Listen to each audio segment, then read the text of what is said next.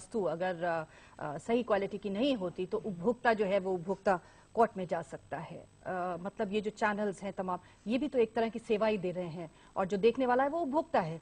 क्या आपको नहीं लगता कि इस तरह की चीज इसमें भी कहीं होनी चाहिए कि अगर हम उपभोक्ता के तौर पर अगर हम मानते हैं कि आप जो है सही नहीं है तो हम भी कहीं किसी जगह ब्रॉडकास्टर एसोसिएशन ने ऑलरेडी इसके लिए एक प्लेटफॉर्म खोला हुआ है, हमारे नीचे टिकर पे चलता है कि अगर आपको हमारे न्यूज़ चैनल से किसी भी तरह की परेशानी है, किसी खबर के खिलाफ कंप्लेन करना चाहते हैं तो आप कंप्लेन करें। इसमें रिटायर्ड सुप्रीम कोर्ट के जज इसके अध्यक्ष हैं, उनको आप डायरेक्टली लिख सकते हैं और उन्होंने कई न्यूज़ चैनल्स पर फाइन भी किया है इस चीज़ को लेके। अगर कोई गलती किसी से हो जाती है तो फाइन भी होता है, इसके अलग अपनी गाइडलाइन से अलग कोर्ट है और ये फ्री है।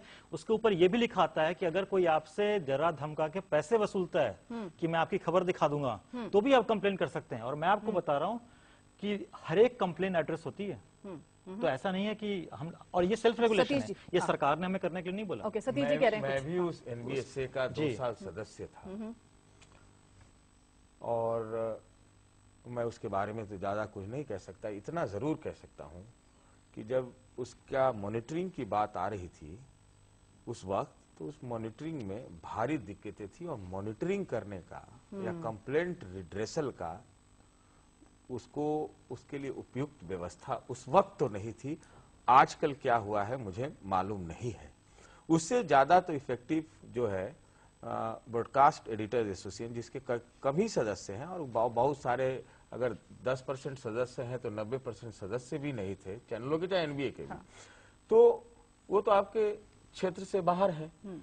लेकिन ब्रॉडकास्ट एडिटर एसोसिएशन में हमने ये देखा पाया, मैं सदस्य भी हूं उसका, एग्जीक्यूटिव मेंबर भी हूं, तो वो अपने अगर इनफॉर्मल बातचीत से बहुत कुछ ठीक भी किया, लेकिन अगर उसने किया तो मैं मानूंगा अभी भी वो 10% किया, 90% जमीन खाली है और वहां वो अतिरेक है। देखिए, आप उठा करके देखिए सेल्फ रेगुलेशन बॉडी के जितने डिसीजन है, नीलम जी, एक चैनल की दूसरे चैनल से इतनी राइवलरी है कि जब उसके अगेंस्ट अगर उसका मेंबर्स कोई कंप्लेन को सुनता है या निर्णय लेता है, वो कहते हैं ये तो हमारे बिजनेस टसन के कारण हम पर उसने फाइन कर दिया है। तो आप बाहर के लोगों को आने नहीं देंगे, क्योंकि आप पत्रकारिता तो इतनी महान चीज है कि उसमें बाहर का आदमी इंटरव्यू नहीं करेगा। अंदर के लोग नहीं, रिटायर्ड लोगों के साथ क्या किया उस चैनल ने, उसको मैं नहीं खोलना चाहता हूं अविनाश पांडे जी। रिटायर्ड उस जज के साथ क्या किया उस चैनल ने, आई नो वेरी वेल। मैं सिर्फ ये कह रहा हूं, आप बाहर के आदमी को आने नहीं देंगे, अंदर का आदमी कोई डिसीजन किसी चैनल या चैनल के व्यक्ति से लेगा, आप कहेंगे बिजनेस राइवलरी के चक्कर में ऐसा किया है, तो ले देकर आप चूचू का मुरब्बा बना देते हैं और सेल्फ रेगुलेशन एक मेटाफर, एक रूपक बनकर हम सबके बीच रहता है, उसका कोई लाभ नहीं। प्रमोद जोशी, एक तो मैं रेगुलेशन के बारे में कहना चाहूंगा, जिस रेगुलेशन की बात सतीश जी कह रहे हैं, मेरा आशय रेगुलेशन का मतलब मीडिया खाली बिजनेस भी तो है, खाली न्यूज गैदरिंग ही नहीं है। और रेगुलेशन, क्योंकि हम इसके एक सबसे महत्वपूर्ण पक्ष पर बात नहीं कर रहे हैं, वो इसका कमर्शियल या बिजनेस एस्पेक्ट है। असल में प्रश्न ये है कि जो इंफॉर्मेशन है, जैसे न्याय, स्वास्थ्य या ऐसी ही बहुत सारी चीजें, उसी तरह सूचना भी सार्वजनिक संपत्ति है, किसी की व्यक्तिगत या पूंजी की संपत्ति नहीं है। और सूचना पर किसी का कंट्रोल नहीं होना चाहिए, वो बाइंग कमोडिटी नहीं होनी चाहिए। जैसे शिक्षा भी हमारे समाज के लिए जरूरी है। दरअसल हम जिस चीज पर हम बहुत ही सतह पर बात कर रहे हैं, इसने ये खबर दिखाई, उसने वो नहीं दिखाई, इसने ऐसा किया वैसा किया, दरअसल ये खबरें बनती क्यों हैं, कौन है इसका ओनर, ओनरशिप के बारे में दुनिया भर के मीडिया पर अभी चर्चा होनी है, क्योंकि जो ओनरशिप का पैटर्न है, कौन मालिक होगा।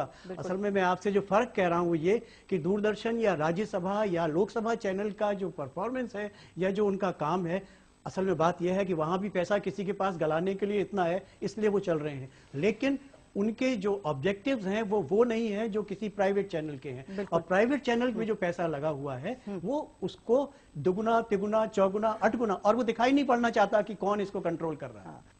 अभी बात रेगुलेटरी उनकी हो रही थी कि रेगुलेटरी अथॉरिटी बनाई गई है मीडिया की तरफ से। मुझे कुछ अरसा इंग्लैंड में भी पत्रकारिता करने का मौका मिला है, और पश्चिमी देशों में कहीं कोई ऐसी संस्था नहीं है कि जिसको जरूरत पड़े कि आपको रेगुलेट होना है या रेगुलेट करना है। लेकिन यहाँ बनी, अच्छा प्रयास है। लेकिन अभी ये कहा गया कि साहब उसने जुर्माना किया, तो क्या उसको कानूनन ये अधिकार हासिल है कि जिसको ऊपर वो जुर्माना करेगा वो जुर्माना वसूल कर लिया जाएगा? नहीं है ना। दूसरी चीज ये है कि कितना जुर्माना जो हुआ था उनमें से कितने लोगों ने दिया, ये भी देखा जाना चाहिए। और तीसरी चीज ये है कि आप कितना प्रभावी हुए। उसके कई सदस्यों ने मुझे भी बहुत बढ़ चढ़ करके बताया कि साहब हमने सांप छछूंदर का खेल रुकवा दिया, हमने पीपल की पूजा रुकवा दी, हमने ये करवा दिया, हमने ऐश्वर्या राय की डिलीवरी होने वाली थी वहां वो भी वैन रुकवा दी, ये काम किया। लेकिन अभी जिसके लिए हम और आप यहाँ रोना रो रहे हैं जिस चीज का, क्या उस पर कुछ अंकुश लगा पाई वो रेगुलेटरी बॉडी?